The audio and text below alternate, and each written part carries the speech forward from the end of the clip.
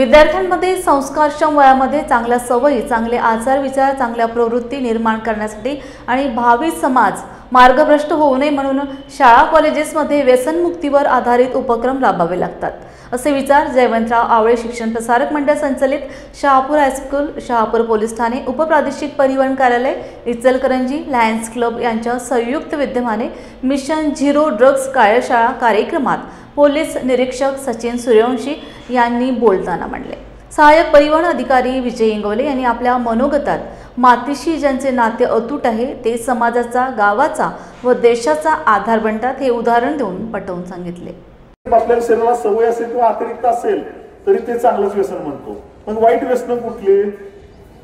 तर ज्या व्यसनामुळे आपल्या शरीराला त्रास होतो, मनाला त्रास होतो, आपल्या लौकिकाला त्रास होतो, किंबहुना आपल्या कुटुंबाला त्रास होतो, समाजाला त्रास होतो, अशी कोणतीही कृती म्हणजे ते व्यसनच समजायचं।